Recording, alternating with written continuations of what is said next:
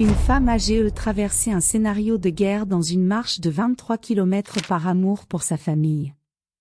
Dans une ville dévastée par la guerre, Eleanor, à 90 ans, défie les limites de son corps et de son esprit pour traverser un paysage de chaos et de destruction. Poussée par l'amour de sa famille, chaque pas de son voyage est une bataille en quête d'un avenir qui semble lointain.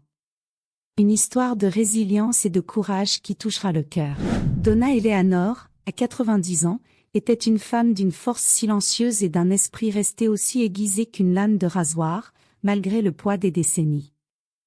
Dans la petite ville d'Ashtonville, au cœur de l'Indiana, sa routine était marquée par une tranquillité que seul l'écoulement des années pouvait offrir. Les matins étaient consacrés à son petit jardin qu'elle cultivait avec soin. Les roses, qui fleurissaient dans des tons vifs, semblaient résister au changement du monde comme elle. Lorsque le soleil atteignait son point culminant dans le ciel, Eleanor s'asseyait dans son vieux fauteuil près de la fenêtre, un livre à la main et des souvenirs du passé remplissant son esprit. La maison où elle vivait était un témoin muet de sa longue vie. Les photographies sur les murs racontaient des histoires, son mariage avec Richard, décédé il y a plus de 30 ans, les enfants grandissant et les moments de joie qui semblaient maintenant si lointains. Elle savait que les murs de cette maison avaient entendu des rires et des disputes passionnées, mais à présent, ils étaient remplis du son solitaire du vent et des pages tournées des livres qu'elle chérissait tant. C'était un après-midi apparemment ordinaire lorsque la vie d'Eleanor fut transformée de manière irréversible. Elle taillait les marguerites dans le jardin lorsqu'elle entendit le premier bruit lointain d'explosion. Le grondement résonna à travers la terre comme un avertissement. « Cela ne peut pas être en train d'arriver », murmura-t-elle en laissant tomber les ciseaux. En quelques minutes, les sirènes commencèrent à retentir à travers la ville, résonnant comme l'appel d'un fantôme sombre. Les habitants couraient dans les rues, certains portant des enfants, d'autres tentant de sauver le peu qu'ils pouvaient de leur maison. Eleanor resta un instant figée sur le porche, incapable de traiter ce qu'elle voyait. Les soldats, en uniforme chargés d'armes, passèrent en marchant, criant des ordres qui semblaient aussi froids que le vent qui soufflait. Des véhicules militaires occupèrent la place centrale, écrasant sous leurs roues les fleurs que Eleanor et les autres habitants avaient plantées pour célébrer le printemps. « Mon Dieu !» murmura-t-elle, serrant fermement la rampe du porche, si fort que les articulations de ses doigts devinrent blanches. Cette nuit-là, le monde semblait avoir perdu sa lumière. La radio, qu'Eleanor écoutait religieusement chaque soir, devint une source de mauvaises nouvelles. Les mots du présentateur étaient sombres, la guerre était arrivée à Ashtonville. Les visages des voisins reflétaient la même terreur qu'Eleanor ressentait dans son cœur. Les rues, autrefois pleines de vie, étaient maintenant remplies de débris, et la fumée qui montait vers le ciel semblait symboliser la fin de la paix. Un matin, alors qu'elle observait les décombres de la ville par la fenêtre, Eleanor aperçut quelque chose qui la fit réfléchir profondément. Une jeune mère, un enfant dans les bras, tentait de traverser la rue avec des sacs improvisés. L'expression sur son visage était celle du pur désespoir, mais ses pas étaient déterminés. Ce fut à ce moment qu'Eleanor comprit que, malgré tout, elle avait encore quelque chose de précieux à protéger, sa famille. Cette nuit-là, tandis que les bruits de tirs au loin devenaient un fond sonore constant, Eleanor s'assit devant le portrait de ses enfants et de ses petits-enfants. La dernière lettre qu'elle avait reçue de sa fille Linda était dans ses mains. Elle datait de quelques mois, mais chaque mot était un rappel que, malgré la distance, elle était encore nécessaire. « Fairmont », dit-elle à voix basse, les yeux fixés sur les lettres brouillées. C'était là qu'elle devait aller. Bien que son âge rende l'idée d'une marche aussi longue presque absurde, Eleanor savait que rester à Ashtonville signifiait une mort lente. « Je ne suis pas arrivée si loin dans la vie pour abandonner maintenant », affirma-t-elle, comme si les murs autour d'elle devaient entendre sa détermination. La décision était prise.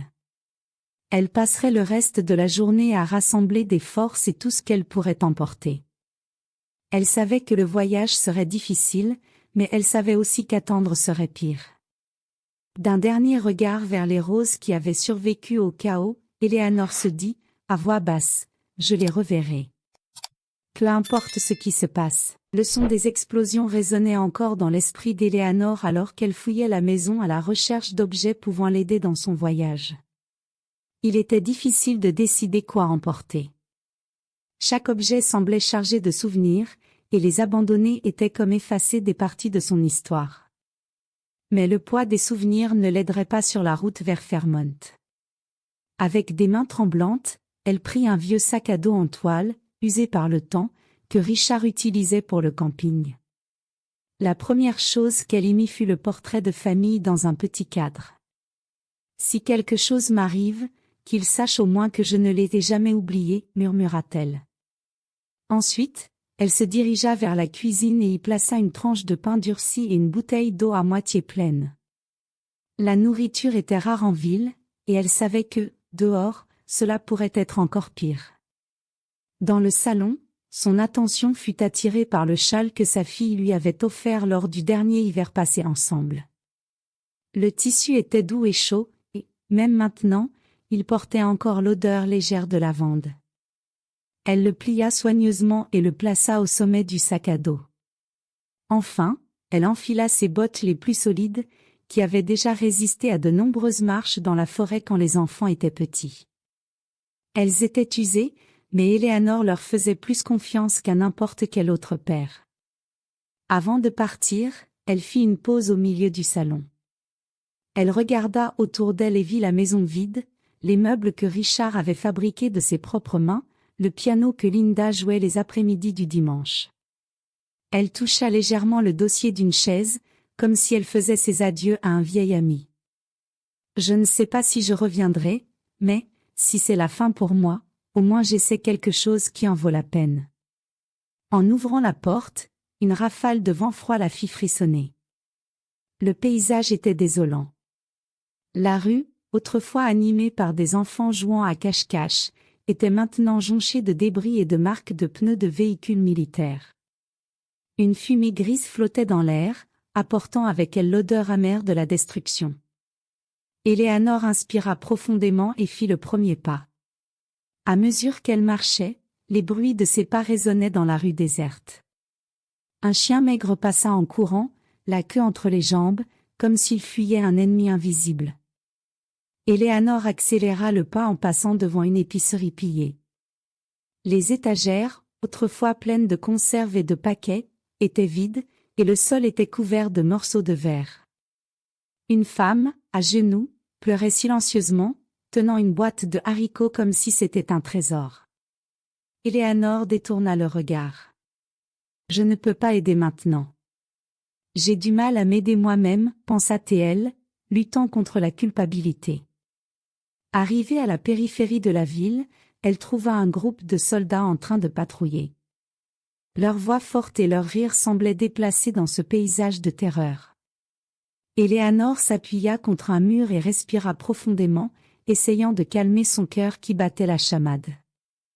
Lorsque les soldats commencèrent à s'éloigner, elle profita de l'instant pour traverser une ruelle et continuer sa route.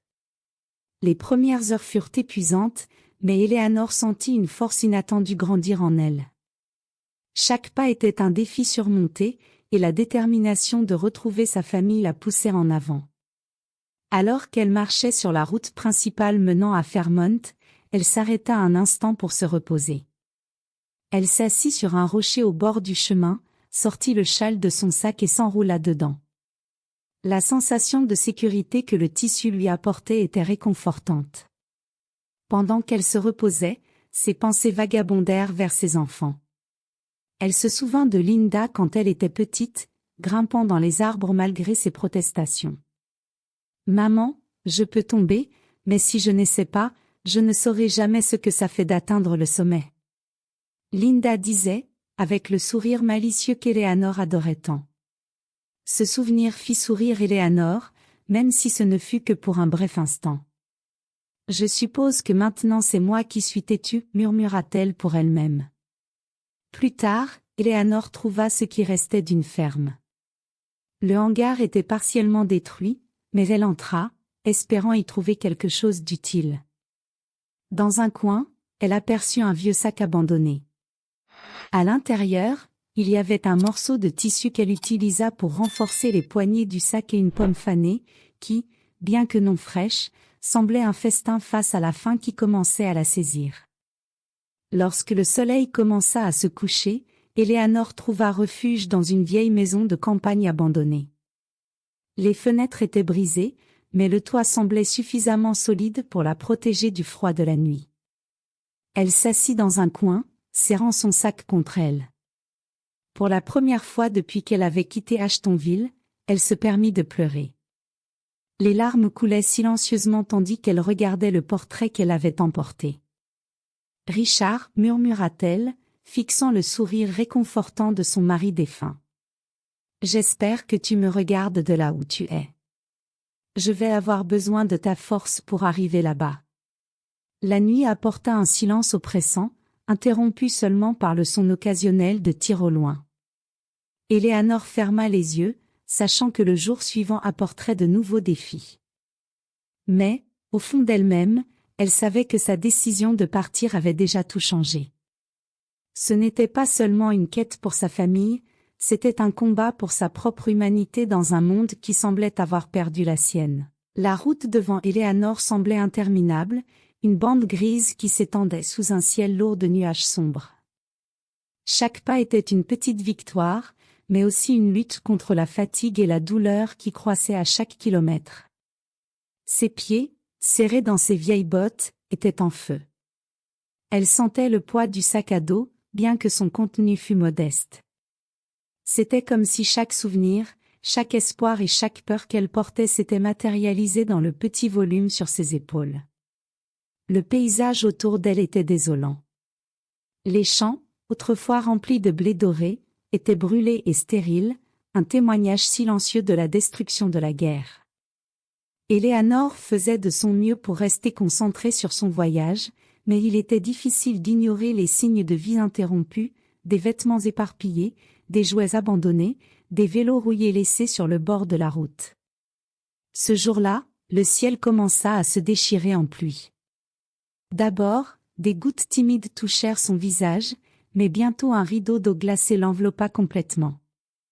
Éléanore sortit le châle de son sac et tenta de se couvrir la tête, mais le tissu s'imprégna rapidement. La pluie semblait se moquer d'elle, chaque goutte rendant le chemin encore plus difficile. Son manteau, qui avait déjà vu de meilleurs jours, absorbait l'eau, devenant lourd et inconfortable. La route, qui était auparavant ferme, se transforma en boue. Elle marcha pendant des heures, cherchant un abri qui pourrait lui offrir une protection contre le climat. Finalement, elle aperçut une chapelle abandonnée, avec sa croix inclinée comme si elle était sur le point de tomber. En entrant, l'odeur de bois vieux et d'humidité la saisit. Éléanore laissa tomber son sac sur le sol, avec des mains tremblantes, alluma une petite bougie qu'elle trouva sur l'autel. La flamme vacillante projetait des ombres douces sur les murs, créant une atmosphère presque sacrée. Elle s'agenouilla devant l'autel improvisé et ferma les yeux. « Que ce soit quelqu'un qui m'écoute, commença-t-elle, sa voix basse, presque un murmure, j'ai besoin de force. Pas seulement pour moi, mais pour eux. Pour ma famille. Pour ceux qui dépendent encore de moi, même s'ils ne le savent pas. » Un silence lourd remplit l'espace, comme si même les murs écoutaient son appel. Cette nuit-là, le sol dur de la chapelle fut son lit, et le châle mouillait son couvert. Éléanore dormit mal, se réveillant fréquemment au son des éclats lointains de tonnerre et du vent hurlant à travers les fissures de l'ancienne construction. Mais, lorsque la pluie s'arrêta enfin, elle ressentit une pointe d'espoir. Le ciel s'éclaircit au matin, teinté de nuances douces de rose et d'orange, et Éléanore sut qu'il était temps de continuer. Le deuxième jour du voyage apporta des défis encore plus grands. Tôt le matin, Éléanore se retrouva face à un poste de contrôle militaire. C'était un tronçon étroit de la route où des soldats avaient érigé des barricades et semblaient fouiller tous ceux qui passaient. De loin, Éléanore observa alors qu'un jeune couple était arrêté. Les voix fortes des soldats résonnaient, mêlées aux protestations désespérées de l'homme et aux sanglots de la femme. « S'il vous plaît, nous voulons juste passer. » Nous n'avons rien. Éléanor entendit l'homme crier avant d'être jeté au sol. Sachant qu'il serait trop dangereux de tenter de passer, Éléanor contourna le chemin principal, prenant un sentier qui serpentait entre les arbres. Le terrain était irrégulier, couvert de branches et de racines, et chaque pas exigeait de la concentration. À mesure qu'elle avançait, elle entendit un craquement sec derrière elle. Elle s'arrêta immédiatement, le cœur battant, et regarda autour d'elle. Ça doit être un animal, se dit-elle, essayant de calmer la peur qui grandissait. Mais lorsqu'elle entendit des pas légers se rapprocher, elle se retourna rapidement. C'était un garçon, peut-être âgé de 12 ans, avec de grands yeux effrayés. Il était pieds nus, ses vêtements en haillons, et tenait un petit sac contre sa poitrine. Éléanor le regarda avec précaution, mais son regard s'adoucit rapidement. « Tu es seul ?» demanda-t-elle, sa voix douce. Le garçon hésita, mais finit par hocher la tête. « Mes parents, ils ne sont pas revenus, dit-il, presque inaudible. Éléanor tendit la main vers lui. « Viens. Je ne peux pas faire grand-chose, mais on peut marcher ensemble pendant un moment. » Le garçon s'approcha, encore méfiant, mais le désespoir dans ses yeux était évident. Pendant les heures suivantes, ils marchèrent en silence, Éléanor tentant parfois d'entamer une conversation. Elle apprit que son nom était Samuel et qu'il s'était séparé de ses parents lors d'une attaque sur le village où il vivait. En marchant, Samuel ouvrit le sac qu'il portait et offrit à Éléanor un morceau de pain sec. « C'est tout ce que j'ai, » dit-il en haussant les épaules. Éléanor sourit et prit le morceau avec gratitude. « Merci, Samuel. Tu es très gentil. » Plus tard, les deux trouvèrent un ruisseau. Éléanor s'agenouilla pour boire l'eau froide, se sentant revigorée à chaque gorgée. Samuel fit de même, et les deux partagèrent un rare moment de soulagement. « Je pense que je n'avais jamais réalisé combien l'eau peut être précieuse, » commenta Éléanor, plus pour elle-même que pour le garçon. En fin d'après-midi, les chemins d'Éléanor et Samuel se séparèrent. Il décida de retourner au village où il pensait que ses parents pouvaient être. « Tu vas bien ?» demanda Éléanor, inquiète. Samuel sourit timidement. « Si vous pouvez faire tout ça, je pense que je peux aussi essayer. » Éléanor rit, touchant l'épaule du garçon. « Tu es plus fort que tu ne le crois. Prends soin de toi. » La nuit tomba à nouveau, et Éléanor trouva refuge dans un garage abandonné. Son corps était épuisé, mais sa détermination restait ferme. En ajustant le châle autour d'elle, elle pensa à Samuel. La force de ce garçon, même face à tant de souffrance, ralluma quelque chose en elle. « S'il peut continuer, je peux aussi, » dit-elle à voix basse avant de fermer les yeux, se permettant de se reposer, même si ce n'était que pour un court instant. Le 7e jour de marche commença avec le son des corbeaux dans les arbres, leur croassement résonnant comme des présages. Éléanor se réveilla dans le garage abandonné, son corps raidi par le froid et ses muscles protestant à chaque mouvement. Chaque partie de son corps semblait crier à l'envie de repos, mais la pensée qu'elle était proche de Fairmont ou du moins plus proche qu'elle ne l'avait jamais été la poussa à se lever. « Juste un jour de plus », se dit-elle, sa voix presque un murmure. En enroulant le châle autour de ses épaules, elle se rendit compte que le pain était terminé et que la dernière goutte d'eau du ruisseau avait été bue la veille. Éléanor savait que le prochain tronçon serait le plus difficile. Elle se sentait faible, mais sa détermination restait une flamme tenace, bien qu'hésitante. En regardant par la fenêtre brisée du garage, elle aperçut la route au loin et décida qu'elle continuerait, quoi qu'il en coûte. La marche commença lentement. Ses pas, autrefois fermes, étaient maintenant hésitants, presque traînants. Éléanor eut la sensation que la route elle-même conspirait contre elle, chaque pierre semblant plus grosse et chaque pente plus raide. Le paysage autour d'elle n'offrait aucun réconfort, des champs brûlés et des arbres mutilés formaient un décor désolant. Le silence, seulement interrompu par le bruit de ses propres pas, devenait presque insupportable. Après quelques heures, Eleanor commença à se sentir étourdie. Sa vision se brouilla, et le monde autour d'elle sembla tourner. Elle s'arrêta et s'appuya contre un tronc d'arbre tombé, essayant de reprendre son souffle. La sueur froide coulait sur son front. « Pas maintenant. Ne laisse pas tomber maintenant, murmura-t-elle, fermant les yeux fortement. Lorsqu'elle les rouvrit, elle aperçut quelque chose au loin, une lumière faible qui semblait clignoter entre les arbres. « Je dois être en train d'imaginer des choses, pensa-t-elle. Mais en se concentrant mieux, elle réalisa que la lumière était réelle. Rassemblant les faibles forces qui lui restaient, elle commença à marcher vers elle. La lumière devint plus visible à mesure qu'elle s'approchait, se révélant sous la forme d'une lampe suspendue sur la véranda d'une cabane solitaire. Lorsqu'Eleanor arriva enfin à la porte, elle frappa 3 fois, les mains tremblantes. Un moment, il n'y eut aucune réponse, et elle commença à reculer, craignant que la cabane ne soit abandonnée. Mais alors, la porte s'ouvrit. Un homme d'âge moyen apparut, les yeux fatigués et un fusil pendu sur son épaule. « Qui êtes-vous ? Que voulez-vous ici ? demanda-t-il, la voix pleine de méfiance.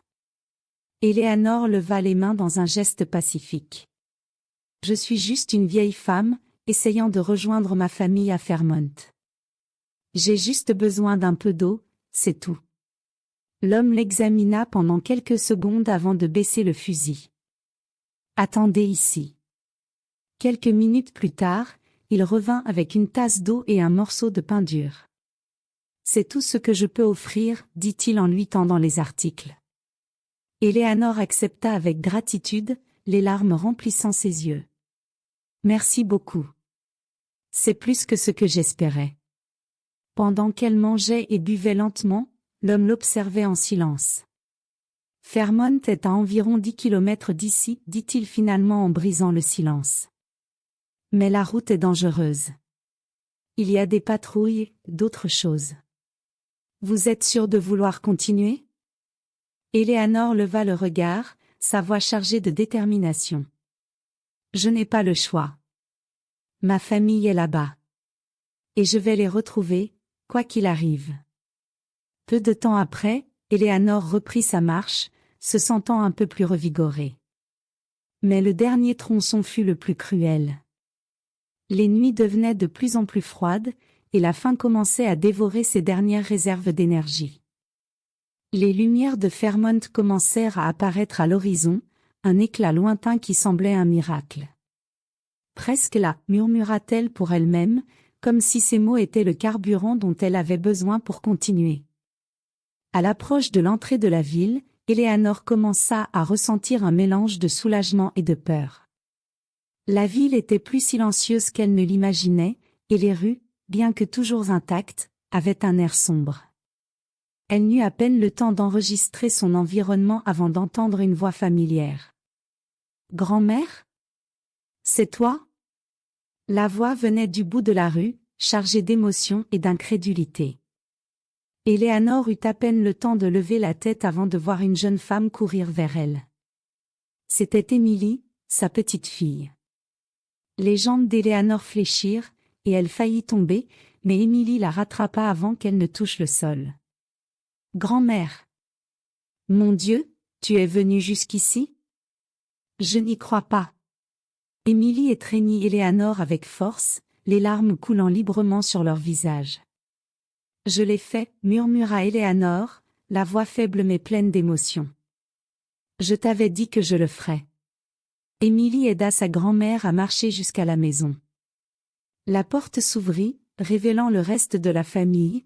Linda, la fille d'Eleanor, courut la serrer dans ses bras, tandis que les enfants l'observaient avec curiosité et admiration. « Maman, je pensais qu'on ne te verrait plus jamais, » dit Linda, la voix brisée par les sanglots. Eleanor avait à peine le temps de croire qu'elle était enfin arrivée. Même épuisée, elle sourit en entendant les rires de ses arrière-petits-enfants au fond et en sentant la chaleur des mains de Linda serrant les siennes. À ce moment-là, elle sut que tous les sacrifices en valaient la peine. La maison d'Emily était simple, mais accueillante, et pour Eleanor, elle semblait être un refuge céleste. Dès qu'elle franchit la porte, elle sentit la chaleur de l'environnement et l'arôme réconfortant du pain fraîchement cuit. C'était comme une vague de vie qui l'enveloppait, effaçant momentanément les horreurs de la route. Linda, sa fille, l'aida à s'asseoir dans un fauteuil près de la cheminée, tandis que les enfants la regardaient avec curiosité, comme si elle était une héroïne sortie d'un conte de fées. « Ma mère a marché tout ce chemin ?» demanda Linda, regardant Emily, incrédule. Il y avait un mélange d'admiration et d'inquiétude dans sa voix. Emily acquiesça, tout en plaçant une couverture douce sur les épaules d'Eleanor. « Oui, maman. Elle est arrivée ici seule. Je l'ai vue à l'entrée de la ville. » Eleanor, bien que fatiguée, ressentit une pointe de fierté en entendant les mots de sa fille et de sa petite-fille. Elle regarda Linda, qui lui tenait fermement la main. « Je ne pouvais plus rester là, » dit Eleanor, sa voix rauque mais ferme. « Ne pas savoir où vous étiez, ne pas savoir si vous alliez bien. Je devais vous retrouver, Linda. » Linda s'agenouilla à côté du fauteuil, les larmes coulant sur son visage. « Maman, je pensais que je ne te verrais jamais plus. On a tant essayé d'envoyer des nouvelles, mais la guerre, elle nous a isolés. Je suis désolée que tu aies dû affronter ça toute seule. » Eleanor serra la main de sa fille, son expression se radoucissant. « Linda, ne t'excuse pas. Ce qui compte, c'est que maintenant nous sommes réunis. » Emily revint de la cuisine avec un bol de soupe chaude et le posa sur les genoux de sa grand-mère. « Tu dois manger, mamie.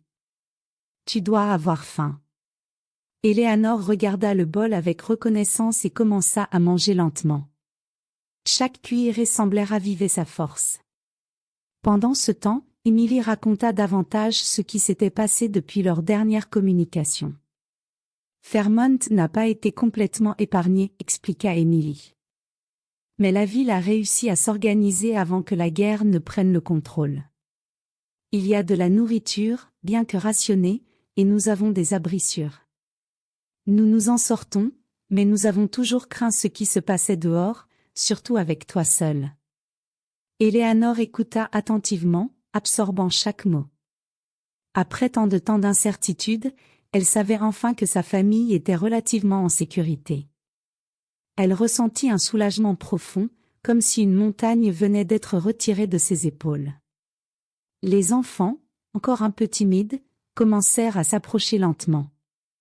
La plus grande, une fille d'environ 7 ans nommée Clara, tenait un petit dessin dans les mains.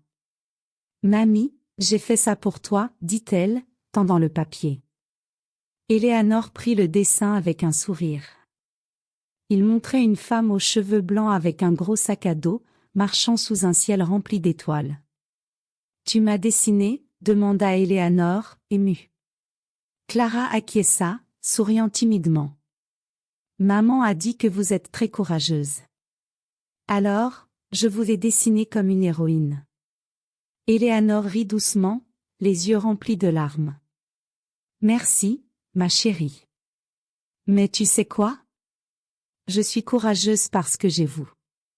C'est pour vous que j'ai fait ce voyage. » Les enfants commencèrent à s'asseoir autour d'elle, posant des questions sur son voyage.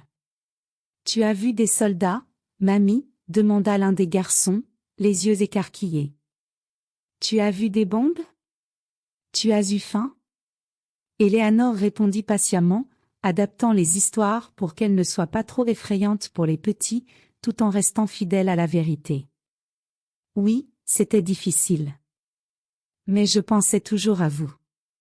Et ça m'a donné de la force. » Linda et Emily observaient la scène en silence, échangeant des regards émouvants. « Elle ne cesse de nous surprendre, » murmura Linda, avec un petit sourire. Emily acquiesça. « C'est la personne la plus forte que je connaisse. Si j'arrive à moitié aussi forte qu'elle, je me considérerai chanceuse. » Après le dîner, tandis que les enfants dormaient et que la maison était plongée dans un silence confortable, Linda et Emily aidèrent Eleanor à se préparer pour dormir. « Tu as besoin de temps pour te reposer, » Maman, dit Linda, ajustant l'oreiller sur le petit lit improvisé dans le salon. Éléanor acquiesça, mais son esprit était en effervescence. Vous savez, dit-elle, en les regardant toutes les deux. J'ai perdu beaucoup pendant la guerre. J'ai perdu des amis, j'ai perdu l'endroit que j'appelais chez moi pendant des décennies. Mais je ne vous ai pas perdu. Et c'est tout ce qui compte. Quand j'étais là-bas, seule, j'ai souvent pensé à abandonner. Mais la pensée de vous revoir m'a toujours poussée à avancer. Émilie s'assit à côté de sa grand-mère et lui prit la main. Mamie, tu n'imagines pas combien cela compte pour nous. Tu nous as montré qu'on ne doit jamais abandonner, peu importe à quel point c'est difficile. Merci de ne pas avoir abandonné. Éléanor regarda les deux femmes et esquissa un sourire fatigué, mais rempli. Vous êtes mon monde. Vous l'avez toujours été. Et vous le serez toujours. Cette nuit-là, pour la première fois depuis des mois, Éléanor dormit profondément. Elle rêva du jardin de sa maison à Ashtonville, mais cette fois, elle n'était pas seule à en prendre soin. Linda, Emily et les enfants étaient là, riant et l'aidant à planter de nouvelles graines. Lorsqu'elle se réveilla, elle se sentit renouvelée. Les jours à Fairmont se transformèrent en semaines, et Éléanor commença à sentir la vitalité revenir, bien que lentement. Ses muscles étaient encore endoloris par la marche épuisante, et ses mains portaient de petites cicatrices qui semblaient être des trophées de sa lutte pour la survie. Mais, chaque matin, elle se réveillait avec un sourire serein, entourée des personnes qu'elle aimait le plus. C'était comme si le simple fait d'être vivante et réunie avec sa famille était un miracle quotidien. La maison d'Emily, bien que modeste, était pleine de vie. Éléanor faisait désormais partie de la routine familiale, aidant avec les petites tâches, et surtout, racontant des histoires aux arrière-petits-enfants. Les enfants étaient fascinés par ses aventures et s'asseyaient souvent autour d'elle, les yeux brillants de curiosité. « Mamie, comment savais-tu que tu arriverais jusqu'ici ?» demanda Clara un après-midi. Éléanor réfléchit un moment avant de répondre. « Je ne savais pas, ma chérie. En fait, il y a eu beaucoup de moments où j'ai pensé que je n'y arriverais pas. Mais, chaque fois que ça arrivait, je me souvenais de vous. Je pensais au sourire de ta maman, à l'étreinte de ta grand-mère Linda, et ça me donnait de la force. Quand on aime quelqu'un, on découvre qu'on peut supporter plus qu'on ne l'imagine. » Les mots simples d'Éléanor semblaient porter un poids que même les enfants comprenaient. Clara se pencha et serra sa grand-mère dans ses bras. « Je veux être comme toi quand je serai grande, » dit-elle, la voix étouffée contre le châle d'Éléanor. Les adultes bénéficiaient également de la sagesse d'Éléanor. Lors des soirées tranquilles, pendant que les enfants dormaient, Linda et Emily s'asseyaient fréquemment avec elle pour discuter. « Maman, » commença Linda une nuit, en tenant une tasse de thé chaud, « je pense à tout ce que tu as affronté seule. Comment as-tu réussi à garder espoir ?» Éléanor sourit, regardant le thé fumant dans ses mains. « L'espoir est quelque chose de tenace, Linda. Il s'accroche à toi-même quand tout semble perdu. Souvent, pendant le voyage, je pensais à Richard, ton père. Je me souvenais de comment il affrontait chaque difficulté avec courage et calme. Cela m'a aidé à avancer. Mais à la fin, c'était l'amour pour vous qui a maintenu mon espoir en vie. C'était tout ce dont j'avais besoin. » Emily, qui écoutait attentivement, dit « Tu nous as donné plus que nous ne pourrons jamais te rendre, mamie. Ton courage nous a montré que nous pouvons surmonter n'importe quoi. Tu n'as pas seulement amené ta propre vie ici, tu as apporté la force dont nous avions tout besoin. » Éléanor sentit une larme couler sur son visage, mais cette fois, c'était de bonheur. « Je ne l'ai pas fait pour être admirée, Emily. Je l'ai fait parce que je ne savais pas vivre sans vous. » Au fil des jours, Éléanor trouva de petites façons de rendre l'amour qu'elle recevait. Elle recommença à cultiver un jardin, cette fois dans le jardin d'Emily. Même avec ses mains fragiles, elle planta des fleurs et des herbes, apprenant aux enfants à prendre soin de la terre. La vie trouve toujours un moyen de fleurir, même dans les pires conditions, leur disait-elle en arrosant les parterres. Mais plus que d'enseigner, Éléanore apprit aussi. Elle apprit à accepter de l'aide, ce qui n'était pas facile pour quelqu'un d'aussi indépendante. À chaque geste de soin de Linda et Emily, elle se sentit reconnaissante. Et, peu à peu, elle se rendit compte qu'elle ne vivait pas seulement une nouvelle phase de sa vie, mais qu'elle aidait aussi sa famille à trouver la force au milieu du chaos de la guerre. Un après-midi, alors qu'elle regardait par la fenêtre le jardin fraîchement cultivé, Éléanore ressentit une paix qu'elle n'avait pas éprouvée depuis des années. Les fleurs commençaient à éclore, timides mais résilientes, tout comme elle. Linda s'approcha et s'assit à côté d'elle, lui tenant la main. « Ça te manque Ashtonville ?» demanda Linda, d'un ton prudent. Éléanore soupira, regardant l'horizon. « Parfois, oui. Le manque de la maison, des souvenirs qui y sont restés. Mais Ashtonville n'était pas le lieu, Linda. C'était ce que j'avais là-bas, vous. Ma maison a toujours été là où se trouve ma famille. Et maintenant, je suis ici, avec vous. C'est ce qui compte. » Les mots d'Éléanore résonnèrent profondément en Linda, qui serra la main de sa mère. « Tu nous as tant appris, maman. Je ne sais même pas comment te remercier. » « Tu n'as pas besoin de me remercier, ma chérie. Vis simplement. Aime. Sois heureuse. C'est tout ce qui me suffit. » Au fil des mois, la guerre commença peu à peu à montrer des signes de recul, apportant un aperçu d'espoir pour Fairmont. La vie était loin de revenir à la normale, mais pour Éléanore, cela n'avait plus d'importance. Elle avait sa famille, et c'était tout ce dont elle avait besoin. Elle passait ses journées entourée des rires des enfants, de l'affection de Linda et Emily, et du sentiment que, malgré tout, elle avait gagné. Une nuit, alors que le ciel était clair et parsemé d'étoiles, Éléanore s'assit dans le jardin avec Clara à ses côtés. La petite fille pointait les constellations, essayant de deviner leur nom. Éléanore, les yeux perdus dans l'infini, ressentit une profonde gratitude.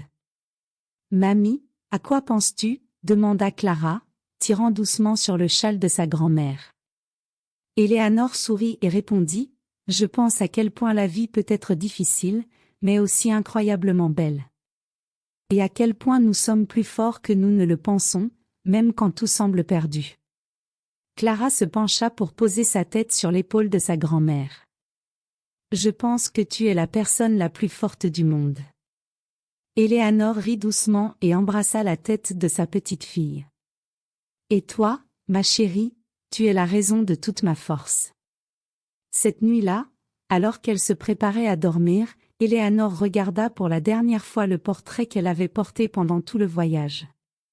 Elle sourit en le posant sur la table près du lit. Elle n'avait plus besoin de le porter, maintenant, sa famille était là, à ses côtés.